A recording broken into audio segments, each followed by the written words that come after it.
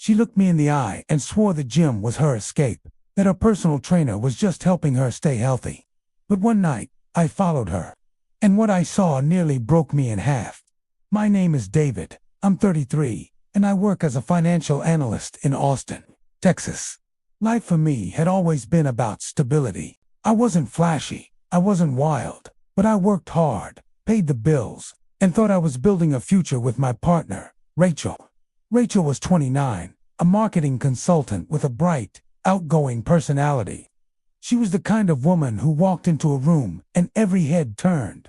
I loved her energy, and I thought she loved the way I grounded her. My calm, steady presence balanced out her fire. We lived together in a modest 2-bedroom apartment near downtown.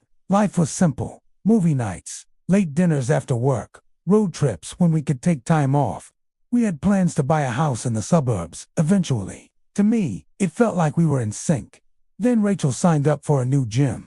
At first I thought it was great. She wanted to invest in her health, and I was proud of her for it. She started talking about her personal trainer, a guy named Dylan. She said he pushed her harder than she could push herself. I thought nothing of it. I trusted her. At first, the changes were small. She started coming home later, saying her sessions ran over. She'd shower immediately and avoid cuddling on the couch like she used to. She said she was just exhausted from leg day. Then, she started dressing differently. Not for me, not for work, just for the gym. New outfits, extra makeup, even perfume before workouts. I laughed it off, telling her she was the most glamorous gym goer I'd ever seen. But inside, a small knot began forming in my stomach. The red flags multiplied. She guarded her phone like it was a state secret. She'd smile at texts, but quickly lock the screen if I walked by. She was too casual when I asked how Dylan was. She'd brush it off with, "Oh, he's just doing his job." My friends started noticing too. One night over beers, my buddy James said, "Man, you sure she's just working out? Sounds like Dylan's training more than her muscles." I defended her, but I couldn't shake the unease. One Thursday night, she said she had a late session, but her gym usually closed at 9, and it was nearly 10:30 when I realized she wasn't home. I called her, no answer. That's when the knot in my stomach twisted into full-blown dread. I grabbed my keys and drove to the gym. The parking lot was empty. I was about to leave when I noticed her car parked a block away, near a boutique hotel. I knew. I didn't want to know, but I knew. My chest was pounding as I walked up to the hotel. Through the glass doors, I saw her.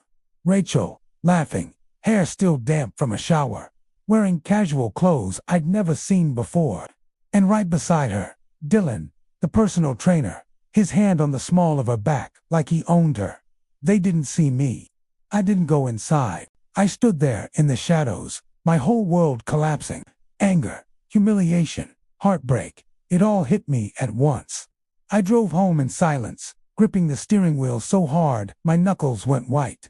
I didn't confront her that night. Instead, I let her come home, acting casual, pretending nothing was wrong. She kissed my cheek and said, "Sorry, late session again." That lie was my confirmation. The next morning, I made my move. Quiet revenge, not shouting, not fighting. I packed my essentials, moved into a short-term rental, and froze our shared account. Every bill, every luxury she enjoyed, gone. I had been paying 70% of everything, and she was about to learn what life was like without me footing the bill. But that wasn't the end. I also gathered proof, screenshots of her messages. She wasn't as careful as she thought. Time-stamped gym records, and even a photo I discreetly snapped of her with Dylan at the hotel. I left it all neatly in a folder on the kitchen table with a simple note. "You said it was just training. Guess I wasn't the one being worked out." Then I disappeared, blocked her everywhere. Silence became my weapon. Rachel spiraled. Friends told me she tried reaching out, but I never responded. She lost her apartment within 3 months, fell behind on bills, and from what I heard, Dylan dropped her as soon as things got complicated. Meanwhile, I focused on myself. I hit the gym, not to chase revenge, but to rebuild me. I poured myself into my work, got promoted, and eventually bought the house I once dreamed of, but this time, on my own terms. 1 year later, she saw me at a cafe fit, confident, laughing with friends.